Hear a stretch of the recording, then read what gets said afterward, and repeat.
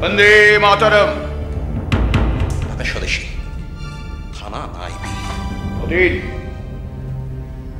আমি কানাই, কানাই গুপ্ত। মুখটা বিশেষ বদলায়নি ভায়া। সৃষ্টিকর্তা সে আদি শিল মোহরটা এখনো বহন করে চলেছি। আপনি এখানে গোয়েন্দাগিরি করতে বেরিয়েছিলাম। ঠাট্টার মানেটা একটু বুঝিয়ে বলবেন?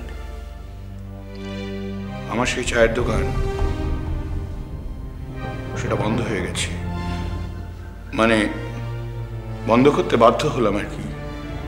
কেন কি জানো, যতদিন এই দোকানের সামনে সাদা পোশাকের টিকটিকিদের আনাগোনা চলছিল, সে সমস্যা হচ্ছিল না। সাধারণ মানুষরা তো কিছু বুঝতো না। কিন্তু তারপর এই খাঁকি উর্দির আনাগোনা শুরু হলো। সাধারণ লোক ভয় পেয়ে গেল, দোকানে আসা বন্ধ করে দিল। আমি বা একলা ওই শূন্য বৃন্দাবনে কি করব? ঝাঁপ ফেলে দিলাম। এবার বর্তমান পেশাটা কি?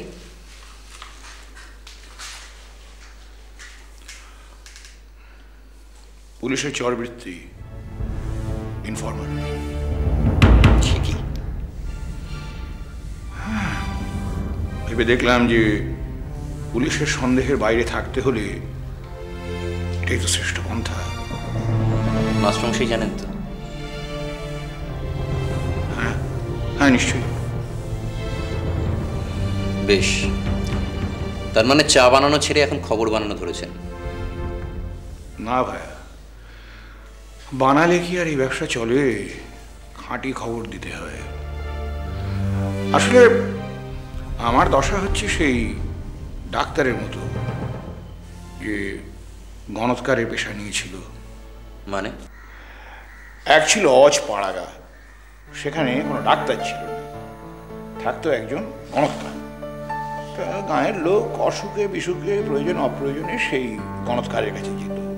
গণৎকারও যার যেরকম প্রয়োজন, কাউকে ঝাড়ফুঁক করতো, কাউকে তাবিজ দিত, দু একজন সারত, বেশিরভাগই মরত। এমন সময় সেই গাঁ এলো একজন ডাক্তার, এসে সেটা চেম্বার খুলে বসলো। চেম্বার খুললো বটে, তার কাছে একটাও লোক যায় না। কেন? আরে যাবে কেন? মানুষ এই ঝাড় ফুঁক তন্ত্র মন্ত্র এসব অগাধ বিশ্বাস।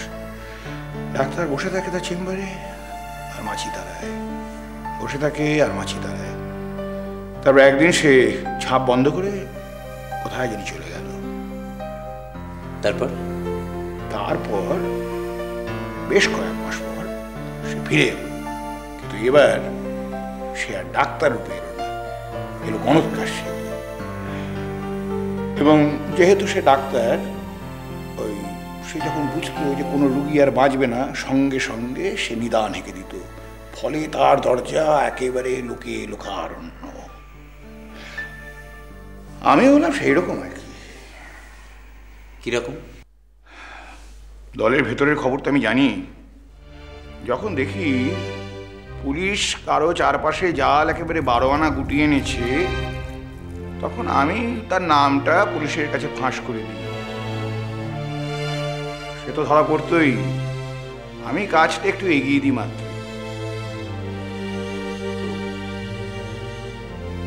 এবার কি আমার পালা? ঘনিয়ে এসেছে। বটুই কাজটা অনেক দূর অব্দি এগিয়ে নিয়ে রেখেছে, তা আমার উপর যতটুকু ভার পড়েছে তাতে আমি তোমাকে খানিকটা সময় দিতে পারি এই মাত্র। তুমি আগে যেখানে থাকতে সেখান থেকে তোমার একটা ডায়েরি হারিয়ে গিয়েছিল, তোমার মনে আছে?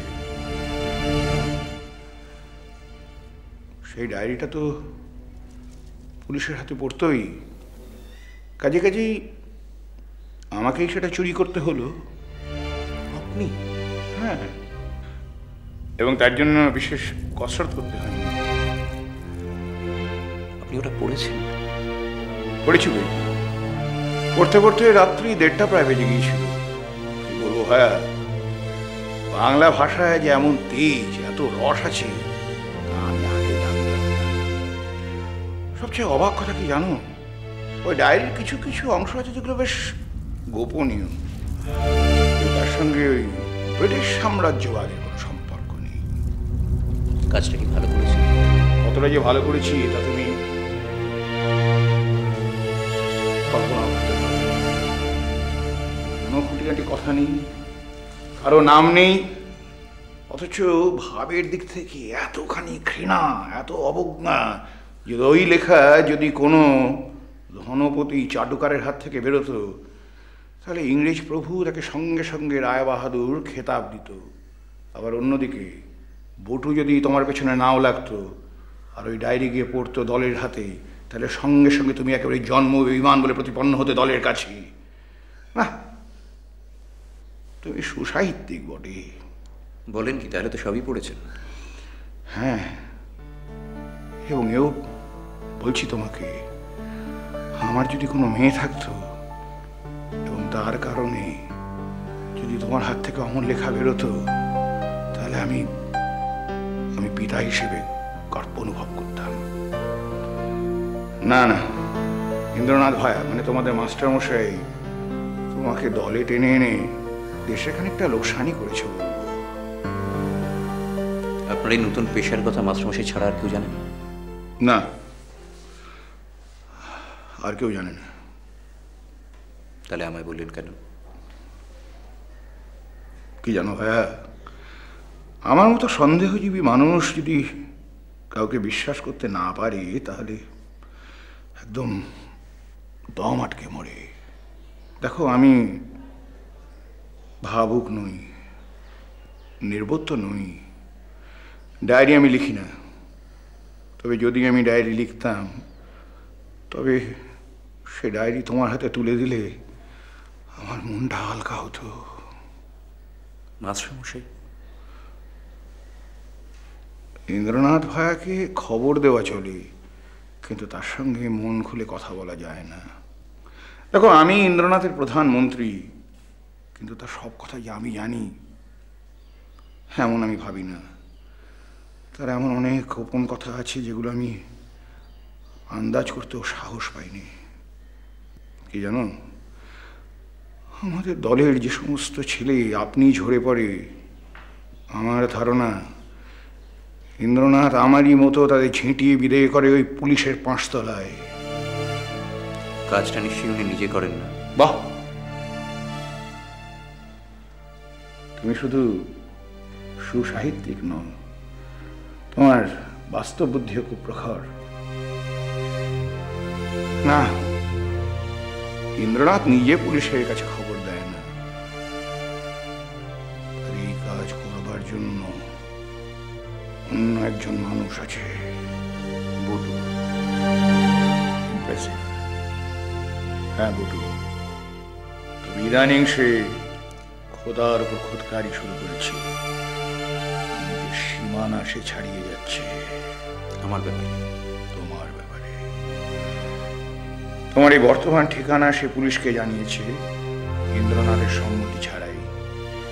তাই আমাকেও একটু টেক্কা দিতে হলো। তোমার একটি ফটো থানায় দিয়ে দিয়েছেন? দিয়েছি। ওই এটা কি করলেন আপনি? ওরা তোমার চেহারাটা জানতো না? পরের দিনই জানতে পারতো। বটুও তো তোমার একটা ফটো জোগাড় করে ফেলেছে। এবার বলছি, মনে রেখো 24 ঘন্টা আমি তোমার সময় দিচ্ছি। তারপরেও যদি তুমি দেশে থাকো তাহলে আমি তোমাকে থানার পথে এগিয়ে নিয়ে যাব। শোনো, এরপর তুমি কি করবে না করবে সমস্ত কিছু সবিস্তারে এই কাগজটাতে লেখা আছে। এই ভাষা তোমার জানা, তবু বলছি কাগজটাকে মুখস্থ করে ফেলে এটাকে তুমি পুড়িয়ে ফেলবে। আমি চললাম, কেমন? ও হ্যাঁ, বাইরে সাইকেল রাখা আছে, একদম তুমি দেরি করো না। বাবাজি, বলছি যে শেষবারের মতো একবার কোলাকুলি করে নি।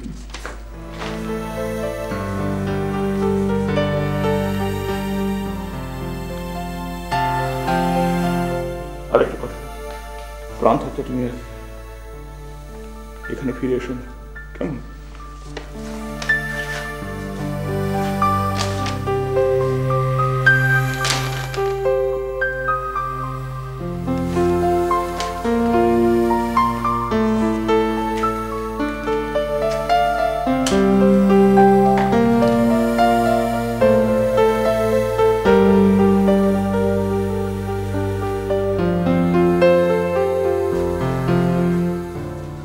অতীন, ইরা, অতীন। কি কাণ্ড করেছো এলি? এখানে কেন এলি? জানি না কি করছি, কি করেছি, কিচ্ছু জানি না। তোমাকে এখানকার ঠিকানা কে দিল? তাতে তোমার কি? তুমি তো দাওনি। যে দিয়েছে সে কিন্তু তোমার বন্ধু নয় এলি। জানি আমার শত্রু মিত্র বাঁচার অবস্থা ছিল না। কতদিন কতদিন তোমাকে দেখিনি অন্তু। আমার বাড়িতে আসা একেবারে বন্ধ করে দিতে পারলে। ওখানে পুলিশের নজর ছিল। বাজে কথা বলো না। এর আগে পুলিশের নজর এড়িয়ে তুমি আমার বাড়িতে আসোনি। এসেছি, কিন্তু এবার দলের নিষেধ ছিল, তাই তো? আমার চেয়ে দল তোমার কাছে বড় হলো অন্তু। এক কথায় মেনে নিতে পারলে দলের নিষেধ? ওটাই আমার স্বাভাবিক স্পর্ধা। দলের লোকেরা মনে করে আমি সেন্টিমেন্টাল, মনে করে বিপদের সময় প্রমাণ হয়ে যাবে আমি কতটা নরম, ভিজে মাটিতে তৈরি। তাই ওদের দেখিয়ে দিলাম সেন্টিমেন্টই আমার অমোঘ শক্তি। মাস্টার মশাই তো জানেন। কিন্তু এলা, তুমি এখানে এভাবে, মনে হয় না তোমার আগে এখানে কোনো বাঙালি ভদ্রমহিলার পায়ের ধুলো পড়েছে? কারণ এর আগে কোনো বাঙালি ভদ্রমহিলার অদৃষ্টে গড়জাত দুঃসহ হয়ে ওঠেনি। কিন্তু এলা,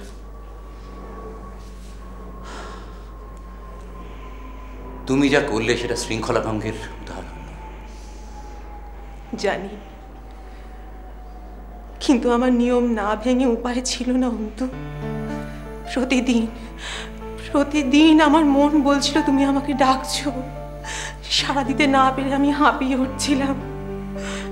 শৃঙ্খলা আমাকে ভাঙতেই হতো। কিন্তু অন্তু, বলো বলো, আমি আশাতে তুমি খুশি হয়েছো? বলো। খুশি হয়েছি এলা, এত খুশি হয়েছি যে এর জন্য যে কোনো বিপদ মেনে নিতে আমি রাজি আছি। না না, বিপদ তোমার কেন হবে? যা আবার আমার হবে। আমি যাই। কিছুতেই না। তুমি নিয়ম ভেঙে চলে এসছো, আমিও নিয়ম ভেঙে ধরে রাখবো তোমাকে। নতুন বিস্ময়ের এক বাসন্তীর আমি একদিন দেখেছিলাম তোমার মুখ। আজ সে মুখ যুগান্তরে পিছিয়ে গেছে। এসো, আবার সে দিনটাকে আবাহন করা যাক এ ঘরের মধ্যে।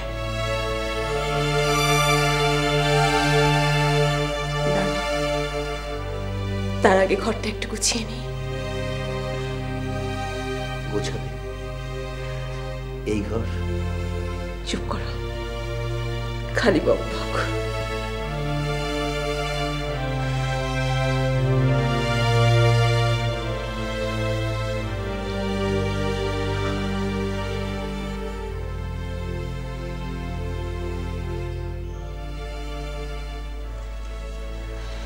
এই নাকি রাজসজ্জা? স্বরাজসজ্জাও বলতে পারো। একটা বালিশও জোটেনি। এসব শক্ত শক্ত বই মাথায় দিয়ে সরস্বতীকে শিরভূষণ করেছি, ভেবেছিলাম তোমার বাহবা পাবো। ও, অতটা মস্তিষ্ক বিকৃতি আমার এখনো ঘটেনি। বলছো?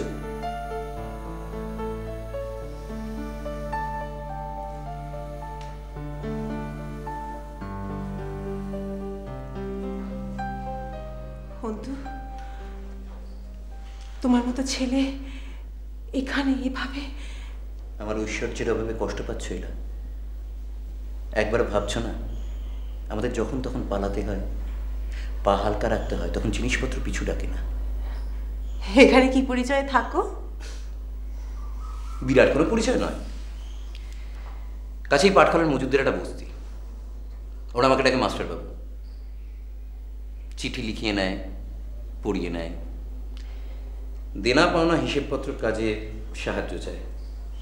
বদলে কখনো ফল ফুলুরি, কখনো দুধ। এটা কার সম্পত্তি? দেখে মনে হচ্ছে না ওতে হিরে জহরত থাকার কথা? আছে কিন্তু বস্তির মেয়েদের বিক্রির জন্য বেলোয়ারি চুড়ি, আয়না, চিরুনি এইসব। বিক্রির পেশাটা নিশ্চয়ই তোমার নয়। আরেকজন আছে, তার দুটো ব্যবসা ফেল করেছে, এটাও করার মুখে। সকালবেলা আসে, 3টে নাগাদ চলে যায়। সে আমাকে তার থেকেও হতভাগ্য জ্ঞান করে। যেহেতু তার কোথাও একটা যাবার জায়গা আছে, তোমার তাও নেই। এই সেটাই আমার নিরাপত্তার গ্যারেন্টি। বেশ, এখানে তোমার মেয়াদ কত দিনের?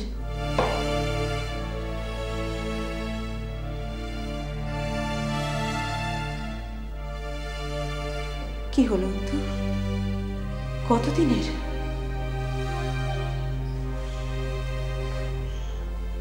দিনের না, ঘন্টার। ঘন্টার? কত ঘন্টার?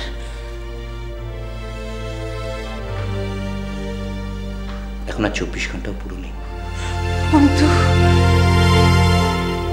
অতীনের সঙ্গে দেখা করার জন্য এলা একেবারে ক্ষেপে উঠেছিল। বটু এলাকে অতীনের ঠিকানা দিয়ে দিয়েছে। হ্যাঁ কি?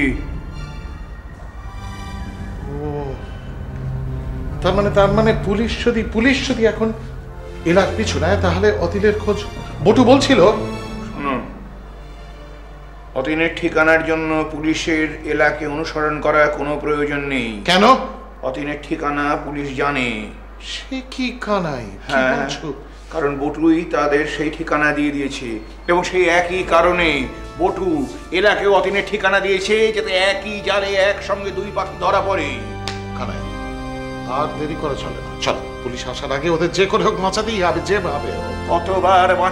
কতবার বাঁচাবে? অতীনের বিপদ তো শুধু পুলিশ নয়, অতীনের সত্যিকারের বিপদ হচ্ছে এলা। যতদিন এলা এখানে থাকবে, অতীন বার বিপদে পড়বে। কতবার তুমি তাকে বাঁচাবে? জানি, কিন্তু সেসবের সময় এখন নয়। চারদিকে একটু শান্ত হোক, পুলিশের মন একটু অন্যদিকে ঘুরুক, তারপর দেখা যাবে। আপাতত উপস্থিত বিপদটাকে সামাল দিতে হবে। বেশ, আমি যাচ্ছি। আশা করি আমার খুব একটা দেরি হবে না।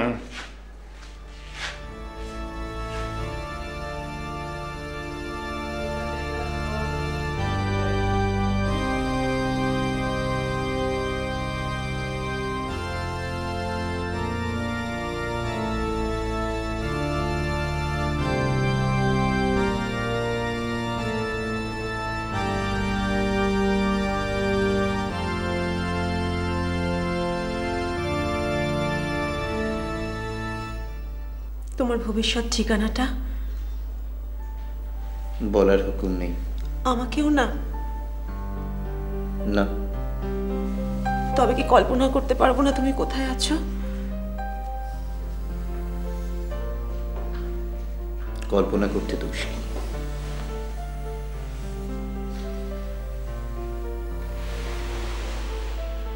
মানুষ সরোবরের তীরটা ভালো জায়গা।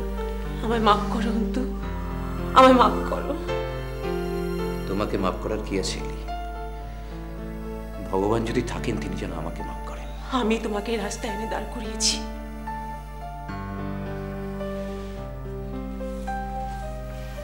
আমি এখানে এসে দাঁড়িয়েছি নিজের পাগলামোর ফুল স্টিমে। আমাকে সে খ্যাতিটুকুও পেতে দেবে না। আমাকে নাবালক ভেবে অভিভাবকগিরি করতে এসো না, বরং মুখের দিকে তাকিয়ে বলো, এসো এসো বন্ধু, এসো আধো আঁচড়ে বসো। আমি ছিটকে পড়েছি আমার ক্ষেপানির জোরে। তুমি উপলক্ষ মাত্র। তুমি না হয়ে যদি অন্য কোনো মেয়ে হতো সেই উপলক্ষ, তাহলে এতদিন গোড়াকালা সম্মিলনী ক্লাবে ব্রিজ খেলতে যেতাম, কিংবা ঘোড়দৌড়ের মাঠে গভর্নর বক্সের দিকে ছুটতাম। হতে পারে আমি বোকা, তবু জাঁক করে বলবো সে বোকা আমি আমারই, যাকে বলে ভগবত দত্ত প্রতিভা। অন্তু, দোহাই তোমার, আর বাজে বকো না। তোমার জীবন আমি ভাসিয়ে দিয়েছি, এ দুঃখ কখনো ভুলতে পারবো না। এই এতক্ষণে আসল মেয়েটি প্রকাশ পেল। অল্পেই ধরা পড়ে দেশোদ্ধারের রঙ্গমঞ্চে তুমি আসলে রোম্যান্টিক। যে সংসারে কাঁসার থালায় দুধ ভাত পাঁচের মুড়ো সাজানো তার কেন্দ্রস্থলে বসে আছো তাল পাতার পাখা হাতে। যেখানে পলিটিক্যাল ঠ্যাঙার গুতুনি, সেখানে আলু থালু চুলে চোখ দুটো পাকিয়ে হঠাৎ এসে পড়ো অপ্রকৃতস্থতার ঝোঁকে। সহজ বুদ্ধিতে নয়। বন্ধু, কেন তুমি আমার ভুলে ভুল করলে? কেন নিলে জীবন বিসর্জনের শপথ? যদি না নিতাম তাহলে তুমি ভীতু বলে মুখ ফিরিয়ে চলে যেতে। কিছুতেই বুঝতে না আমি তোমাকে কতটা ভালোবাসি। সে কথাটা স্বীকার করো। বলো না, একটা দেশকে ভালোবাসা। দেশের মধ্যে নেই অন্তু? তোমার সাধনা দেশের সাধনা এক হয়ে গেছে বলেই দেশের মধ্যে আছে। মনে পড়ে? মনে পড়ে এলা? তখনও পুলিশ আমার পিছু নেয়নি, কিন্তু দলের কাজে নাম লিখিয়েছি। একদিন দলের নির্দেশে একটা কাজ করতে গিয়েছিলাম। কাজটা শেষ করার পরে সারা মন ভরে গেল গ্লানিতে। বিবেকের কাছে কিছুতেই মেনে নিতে পারছিলাম না, ছুটে গেলাম তোমার কাছে। তোমাকে একটা শক্ত কথা বলার সময় এসেছে। জিজ্ঞাসা করি, আমাকে দেশের হাতে সঁপে দেওয়ার তুমি কে? হ্যাঁ হ্যাঁ, প্রশ্ন করছি, তুমি কে? কে? তুমি যা সঁপে দিতে পারতে তা তোমার নিজের মাধুর্য। তাকে সেবা বলতে চাইলে বলো, বরদান বলতে চাইলে তাও বলতে পারো। অহংকার করতে বললে অহংকার করব, নম্র হয়ে আসতে বললে নম্র হয়ে এসে দাঁড়াবো তোমার দরজায়। কিন্তু নারী সেই অন্তরের সৌন্দর্য সরিয়ে নিয়ে আমাকে সঁপে দিলে দেশের হাতে। পারো না, কেউ পারে না। মাস্টার মশাই শেখানো গুলি ছাড়ো। দেশকে নিয়ে এই হাত থেকে ও হাতে কাড়াকাড়ি করা চলে না। অন্তু, আমি তোমার কথা বুঝতে পারছি না। আমি বলতে চাইছি মেয়েদের মনের যা মাধুর্য, তার প্রসার কম কিন্তু তা গভীর, তা অতল। সেটা খাঁচা নয়। এই নারী সৌন্দর্যের ঐশ্বর্য আমার কাছ থেকে সরিয়ে তুমি যার মধ্যে আমার বাসা নির্দিষ্ট করে দিলে, সেটা তোমাদের বানানো দেশের, বানানো দলের, বানানো বাড়ি, তার মধ্যে আমার শ্বাসরুদ্ধ হয়ে আছে। অন্তু, তুমি দল নিয়ে প্রশ্ন তুলছো? তুলছি কারণ তোমার দল যাকে দেশ ভাবে, দেশের বেশিরভাগ মানুষই তাকে দেশ ভাবে। কিরকম? আর কিছু না, দলের সদস্য হওয়ার পদ্ধতিটাই ধরো। মধ্যরাতে মা কালীর মূর্তির সামনে বুকের রক্ত চিরে গোপনীয়তা শৃঙ্খলার শপথ গ্রহণ করতে হয়, ধ্বনি দিতে হয় বন্দে মাতরম। ঠিক, কিন্তু এবার ধরো একজন মুসলমান যুবক, সেও দেশকে ভালোবাসে। সেও চায় ব্রিটিশ সাম্রাজ্যবাদের নাগপাশ থেকে মুক্তি। সেও অন্যায়ের বিরুদ্ধে প্রতিবাদ করতে চায়। কিন্তু সে যদি দলের সদস্য হতে চায়, তাহলে তাকেও ওই মা কালীর মূর্তির সামনে বন্দে মাতরম ধ্বনি দিয়ে কেন? শুধু অন্যায়ের প্রতিবাদ করতে চায় বলে তাকে ধর্ম সংস্কৃতি বলে দিতে হবে কেন? অন্তু, শোনো, এই করে করে তোমাদের দল দেশের বেশিরভাগ মানুষকে হারিয়েছে, বাকিদেরও হারাতে চলেছে। অন্তু, তুমি কি মাস্টার মশাই থেকেও বেশি বোঝো? ইদানিং মনে হয় বুঝি। দলের কার্যকলাপটা কি? কয়েকজন সাহেব শুভ ম্যাজিস্ট্রেট আর পুলিশের বড় কর্তাদের হত্যার ষড়যন্ত্র যদি বাদ দাও, তাও তো আবার বেশিরভাগই ভুল লক্ষ্যে আঘাত আনা হয়। ডাকাতি, রাহাজানি, ছিনতাই, সাধারণ মানুষের সম্পত্তি লুট। কেন? না দেশের স্বার্থে। বাহ অতীন, বাহ। দেশের স্বার্থে নয়, বিপ্লবের জন্য টাকা লাগবে না? উপার্জন করতে হবে এভাবে? এ কোন রাজনীতি এলা? যা গুন্ডাকে করে তোলে বিপ্লবী আর বিপ্লবীকে করে তোলে গুন্ডা। তুমি কেন প্রতিবাদ করো না? করতে তো চাই, কিন্তু তোমাদের দলের নিয়ম মতে প্রতিবাদ তো দূরস্থান, আলোচনার পথ বন্ধ, শুধু নির্দেশ আর পালন। চলো নিয়ম মতো। তাই আমার প্রতিবাদ প্রকাশ পায় না বলে অসুস্থ হয়ে পড়ে, বিকৃতি ঘটে, তার পাগলামো করে, কিন্তু বেরোবার সব পথ বন্ধ। অন্তু, শোনা আমার। জানো না, আমার ডানা ছিন্ন ভিন্ন হয়ে গেছে। আমার দুই পায়ে পড়ানো লোহার বেড়ি আপন দেশে আপন স্থান করে নেওয়ার কথা ছিল আপন অধিকারে। কেন সে পথ ভুলিয়ে দিলে? তুমি কেন ভুললে অন্তু? বারবার তো সে কথা বলেছি, তোমাকে চেয়েছিলাম, তুমি ছিলে দেশের কাছে প্রতিজ্ঞাবদ্ধ,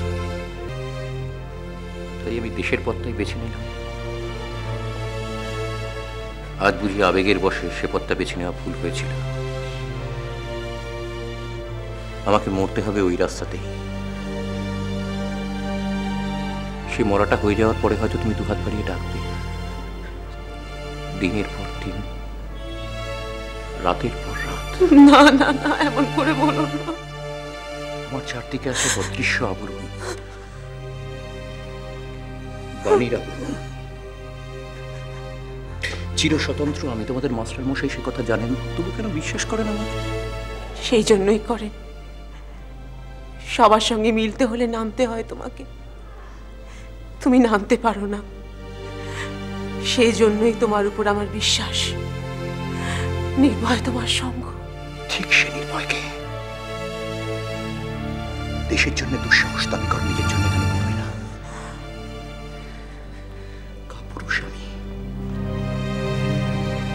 তাই সময় থাকতে ছিনিয়ে নিয়ে যেতে পারিনি তোমাকে। ভদ্রতা, ভালোবাসা তো বর্বর, পাগলা ছোড়া সে। শহরের পোষমানা কলের জল নয়। কেড়ে নিলে না কেন? কেন? তোমার স্বভাব এক এক জায়গায় বড় মেয়েদের মতো অন্তু। প্রবল ইচ্ছে, কিন্তু উদ্দামভাবে প্রকাশ করতে পারো না। বংশের দোষ, ছোটবেলা থেকেই রক্তে মাংসে জড়ানো। আমি কখনো তেমন করে চাইতে শিখিনি। ক্ষুধার শেষ নেই, তা বলে পেটুক হতে পারবো না, সেটা আমার হাতে নেই। অন্তু, তোমাকে অনেকটা পথ পাড়ি দিতে হবে, একটু বিশ্রাম করে নাও। এলি, এলি, তোমার মনে আছে মোকামঘাট স্টেশনের নামার সেই দিনটা? সে যে হ্যাঁ আছে, তাও তুমি একবার বলো। স্টিমার ঘাট থেকে নেমে রেল স্টেশনের দিকে যাওয়ার পথে স্টিমার ঘাটের অফিসের সামনে বসে আছি। বড় মালপত্রগুলো সব চাকরটা নিয়ে গেছে, সাথে একটা ছোট সুটকেস শুধু। কুলির জন্য অপেক্ষা করছি।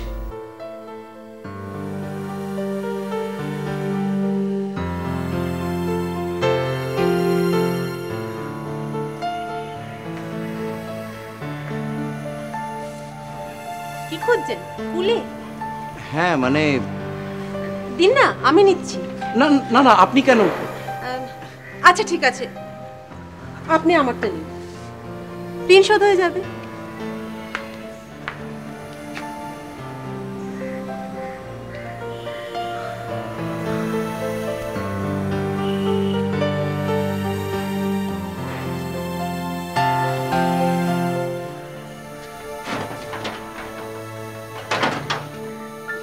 ভেবেছিলাম কেন তুমি এমন করছো, আজ বুঝি তুমি আসলে চেয়েছিলে আমার মতো মধ্যস্বত্বভোগী একজন ভদ্রলোককে দেশ সেবকে রূপান্তরিত করতে। ওটাই ছিল তার প্রথম ধাপ।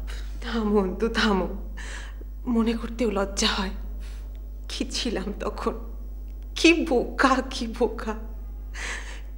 তুমি হাসি চেপে রাখতে, তাই আমার স্পর্ধা বেড়ে গিয়েছিল। সহ্য করতে কি করে?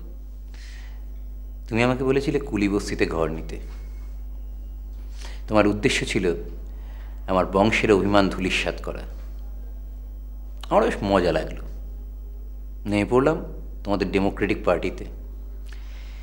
গাড়োয়ান পাড়ায় পাড়ায় ঘুরতে লাগলাম, তাদের সাথে দাদা খুঁড়ো সম্পর্ক পাতালাম। তবে সে লোকগুলোরও বুঝতে বাকি ছিল না, আমার তো নাই, এই সম্পর্কের ছাপ ধোপে টিকবে না। এমন সব মহৎ ব্যক্তি নিশ্চয়ই আছেন এতে সব যন্ত্রে সুর বাজে, এমনকি তুলোধনা যন্ত্রেও। কিন্তু আমরা বাজাতে গেলে সুর মেলে না। নকল করতে চাও বলেই মেলে না।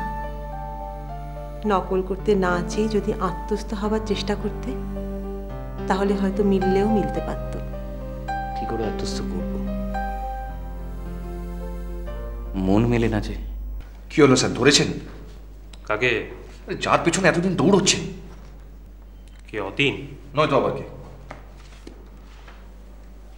আচ্ছা বটুবাবু, অতীনের ওপর আপনারা তো রাগ কেন বলুন তো? রাগ? কই না তো। না তো, এই যে ওর খবর দেওয়ার জন্য এত তৎপরতা, ওর খবর নেওয়ার জন্য এত আগ্রহ, তো এটাকে রাগ বলবো না তো কি বলবো? রাগ না, রাগ না। তবে হ্যাঁ, অন্য যেন কিছু একটা আছে। কিছু একটা আছে, এই কিছুটা ঠিক কি সেটা একটু জানতে পারি? ঠিক বুঝতে পারি না। যেমন ধরুন, ওকে একটা কাজ করতে দেওয়া হলো, তো কাজটা ওর পছন্দ কি পছন্দ নয় সেটা ওর মুখ দেখলে বোঝা যাবে। কেন? মানুষের মুখ দেখলে তার মনের ভাব বোঝা যাবে কেন? দুর্মশাই, এটাই তো স্বাভাবিক মানুষের লক্ষণ। একদমই না, এটা পশুর লক্ষণ। আপনি একটা কুকুরের সামনে খাবার ছড়ে দিন, তার মুখ দেখলে বুঝতে পারবেন যে খাবারটা তার পছন্দ হয়েছে কিনা। মানুষের স্বভাব তো হওয়া উচিত তার একেবারে উল্টো। মুখ দেখে মনের ভাব বোঝা যাবে না। বেশ, তো তাহলে পশু বলেই ওকে না হয় করুণা করে দিন। সেটাও পারি না যে। কেন? আপনার থেকে যোগ্য বলে? যোগ্য? কিসের যোগ্য? শেষ পর্যন্ত যে বেঁচে থাকবে সেই যোগ্য। ধরেছেন? না না, ধরিনি। কিন্তু স্যার, আমি তো ঠিকানা দিয়ে দিয়েছি। ধরবো ধরবো, এত তাড়া কিসে? মাঝরাতে যখন ঘুমিয়ে থাকবে তখন খপ করে ধরবো। কিন্তু চিনবেন কি করে? ও ছবি দেখে। ছবি? ও ছবি কোথায় পেলেন? ছবি তো আমি আপনাকে দিইনি। আপনি কি ভাবেন বটুবাবু, আপনি ছাড়া আমাদের কোনো ইনফরমার নেই? হ্যাঁ, তার মানে অতীনের খবর দিয়েছে অন্য লোক? হ্যাঁ, তো কি হয়েছে? স্যার, স্যার হয় সে আপনাকে ভুল ছবি দিয়েছে, আর নইলে এতক্ষণে পাখি উড়ে গেছে। Sir, what? চলুন চলুন চলুন। কিন্তু আমি আজও বুঝতে পারি না, যে পথ তোমার নয় সেই পথ থেকে কেন তুমি জোর করে ফিরে আসো? তখন অনেক কথা জানতাম না, অনেক কিছু ভাবি নিয়ে পথে আসার আগে। একে একে এমন সব ছেলেদের সাথে আলাপ হলো, বয়সে ছোট না হলে যাদের পায়ের ধুলো নিত। তারা যে চোখের সামনে কি দেখেছে, কি সয়েছে, কত অপমানিত হতে হয়েছে তাদের, সে কথা কেউ জানবে না। তখনই মনে মনে প্রতিজ্ঞা করেছিলাম, হার মানব না, ভয়ে হার মানব না, পীড়নে হার মানব না, পাথরের দেয়ালে মাথা ঠুকে মরবো, তবু তুড়ি মেরে অবজ্ঞা করব দলীয় নির্দেশের দেয়ালটাকে। অন্তু, তোমার কথা শুনলে মাঝে মাঝে মনে হয় তোমার আগ্রহ শুধু কথার জাল বুনে মানুষকে মোহাবিষ্ট করা। দলকে তুমি সত্যি কখনো ভালোবাসোনি। তোমার দেশপ্রেমেও কোথাও একটা একটা মস্ত ফাঁক থেকে গেছে অন্তু। আমি তোমার কাছে আজকে স্পষ্ট স্বীকার করবো, এলা, তোমরা যাকে পেট্রিয়ট বলো, আমি সে পেট্রিয়ট নই। পেট্রিয়টিজমের চেয়ে যা বড়, তাকে যারা মানে না, তাদের কাছে পেট্রিয়টিজম হলো কুমিরের পিঠে চড়ে পার হবার খেয়ানৌক, নীচতা, মিথ্যাচারণ, পরস্পরকে সন্দেহ, ক্ষমতা লাভের চক্রান্ত, গুপ্তচর বৃদ্ধি, এসব একদিন তাদের টেনে নিয়ে যাবে পাকের তলায়, আমি স্পষ্ট দেখতে পাই। অন্তু, এই আত্মঘাত কি কেবল আমাদের দেশে? তা বলি না। দেশের আত্মাকে মেরে দেশের প্রাণ বাঁচানো যায়, এই ভয়ঙ্কর মিথ্যে কথা যে পৃথিবী শুদ্ধ ন্যাশনালিস্ট পাশব গর্জনে বলে চলেছে, তার বিরুদ্ধে আমার প্রতিবাদ গুমরে গুমরে ওঠে, কিন্তু উপায় নেই। তাই আমার বেদনায় তো নিষ্ঠুর। তাহলে কি করতে বলো অন্তু? জানি না।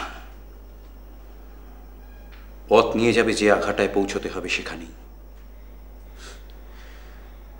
পথিকের তবু পথ নির্বাচনের স্বাধীনতা থাকে, আমাদের তাও আজ আর নেই।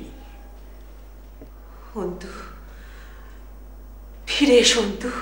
বললাম এবার পথ বন্ধ। কেন নেই? নেই। যেখানে পৌঁছেছি সেখানেও আছে নির্দিষ্ট দায়িত্ব। কোথায় যাবে? বলার উপায় নেই। অন্তু, অন্তু ফিরে এসো অন্তু। আমার এত দিনকার বিশ্বাসের ভিত তুমি ভেঙে দিয়েছো। আমাকে আমাকে এখান থেকে উদ্ধার করে নিয়ে চলো অন্তু। চুপ করে দেখো না। তুমি হুকুম করো, আমি এখনই বন ভাঙবো। আমার মাফ করো অন্তু, মাফ করো। উপায় নেই এলা। কেন নেই? নিশ্চয়ই আছে। তীর লক্ষ্যভ্রষ্ট হতে পারে, কিন্তু তুমি আর ফিরতে পারে না। অন্তু, আমি স্বয়ং বলা। আমাকে বিয়ে করো অন্তু। আমি স্বয়ং তোমাকে নির্বাচন করছি। ফিরে এসো। যেতাম যদি বুঝতাম এ শুধু বিপদের পথ, কিন্তু যে পথে ধর্ম নষ্ট হয়েছে সে পথে তোমার সহধর্মিনী করব না। বরং শেষবারের মতো একটা সত্যি কথা বলো। বলো, কি বলবো? বলো তুমি আমায় ভালোবেসেছ। বেসেছি। বলো আমি যখন থাকবো না তখনও তোমার মনে থাকবে যে আমি তোমায় ভালোবেসেছিলাম। অন্তু, আমাকে তোমার সঙ্গে নাও অন্তু। দেখিও না এরা, আমার পথ তোমার নয়। তাহলে সে পথ তোমার নয়। ফিরে এসো, ফিরে এসো। পথ আমার নয় এলা, আমি পথের। গলার ফাঁস কখনো গয়না হয় না এলা। অন্তু, অন্তু তুমি চলে গেলে আমি আমি একটা দিনও বাঁচবো না অন্তু। তুমি ছাড়া আমার কেউ নেই।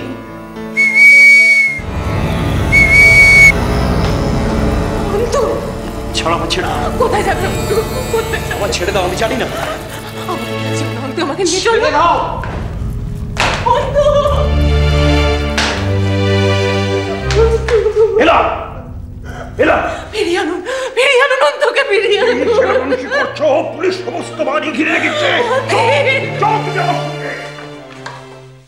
তুমি নিশ্চিত? হ্যাঁ, কোনো আশা নেই?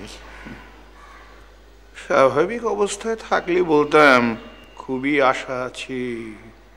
মানে? মানে ভালো ডাক্তার দেখানো, দার্জিলিংয়ে স্যানিটোরিয়ামে ভর্তি করা, প্রচুর বিশ্রাম, দুধ ফল সেবন, তাহলে হয়তো সম্ভব হতো। কিন্তু শ্রীমান অতীনের ক্ষেত্রে এসব তো সম্ভব নয়। পুলিশ তাকে একেবারে হন্যে হয়ে খুঁজে বেড়াচ্ছে। তার শয়নম যত্রতত্র, ভোজনং হট্ট মন্দিরে। না না, শ্রীমান অতীনের ক্ষেত্রে কোনো আশা আমি দেখছি নি। আচ্ছা, ধরা দিচ্ছে না কেন? মানে মানে ধরা দিলে জেল হাসপাতালে চিকিৎসা হতে পারতো, সেরে যেত হয়তো। দেখি পাথর ফেটে জল, তোমার ভেতর এতখানি অন্তঃসলীল করুণা ধারা। তুমি ধরা দেওয়া নিয়ে ওকালতি করছো? বাজে কথা বলো না, যা জানতে চাইছি বলো। দেখো, এতদিন শ্রীমান অতীন্দ্র আত্মসমর্পণ করেনি, তার কারণ তার আত্মসম্মান জ্ঞান খুব প্রখর। আর এই দীর্ঘদিন সে আত্মসমর্পণ করেনি বলে পুলিশও বোধহয় সে অভ্যাসটা হারিয়ে ফেলেছে। তারা অতীনের আত্মসমর্পণের ব্যাপারে ততখানি উৎসাহী নয়। অর্থাৎ তারা অতীনকে গ্রেপ্তার করার চাইতে তাকে সামনাসামনি এনকাউন্টারে হত্যা করতেই বেশি পছন্দ করবে। আচ্ছা, ধরো অতীন যদি একদিন আচমকা সকালবেলা থানায় গিয়ে আত্মসমর্পণ করে, তাহলে তো আর এনকাউন্টার দেখাতে পারবে না। হ্যাঁ, কিন্তু তাতে লাভ? ওই যে জেল হাসপাতাল। দেখো ভাইয়া, এই যে ইংরেজ সরকার প্রাণপণ সেবা করে আমাদের রাজবন্দীদের বাঁচিয়ে রাখে, তার কারণটা জানো? যাতে সুস্থ হবার সঙ্গে সঙ্গেই তাদের গলায় ফাঁসির দড়িটি পরিয়ে দিতে পারে। এই অতীন্দ্রের ক্ষেত্রে তারা কি নিয়মের অন্যথা করবে বলে তুমি ভাবো? তাহলে অতীনের জন্য মৃত্যু অপেক্ষা করছে, হয় পুলিশের গুলিতে, কিংবা ওই কাশতে কাশতে মুখে রক্ত তুলে।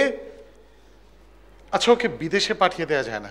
অন্য কেউ হলে হয়তো যেত, কিন্তু অতীন্দ্রকে যায় না, কারণ অতীন্দ্র বিদেশে যাবে না। কেন? কারণ এলা অতীন এলাকে এখনো ভুলতে পারেনি।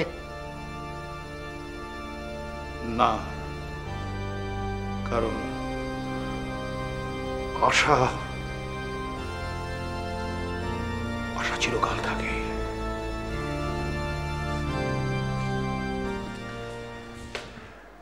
শোনো কানা,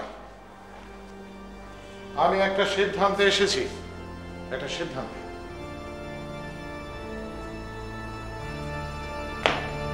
এলাকে সরিয়ে ফেলতে হবে।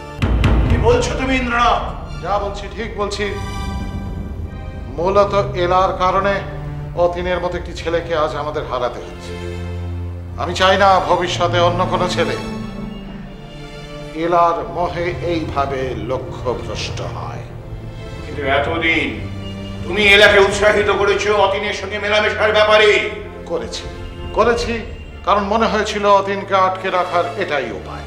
আর আজ তোমার মনে হচ্ছে তোমার সেই সিদ্ধান্ত ভুল। সে তো দেখাই যাচ্ছে ভুল। বাহ বাহ! পথ ভাবে আমি দেব, রথ ভাবে আমি, মূর্তি ভাবে আমি দেব, হাসে অন্তর্যামী। বাহ!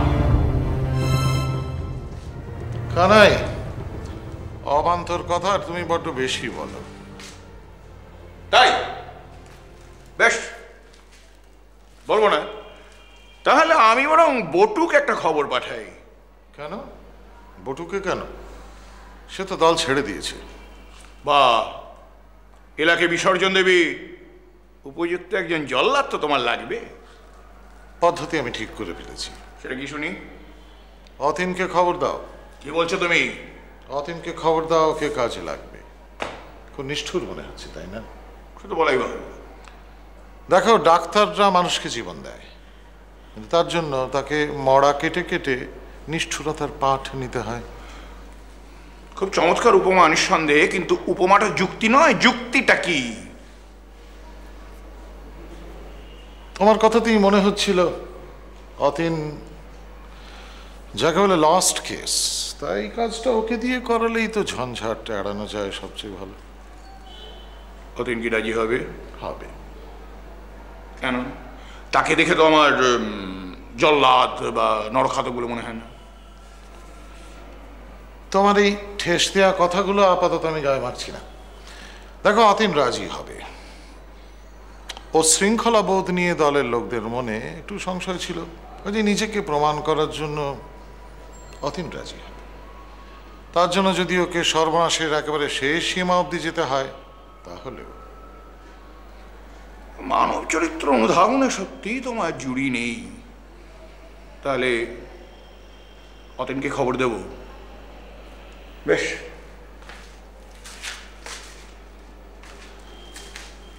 কিন্তু এরপর তোমার সঙ্গে আমার আর কোনো সম্পর্ক থাকবে না। কেন? এই পিশাচ সঙ্গটা আমার ঠিক হজম হচ্ছে না।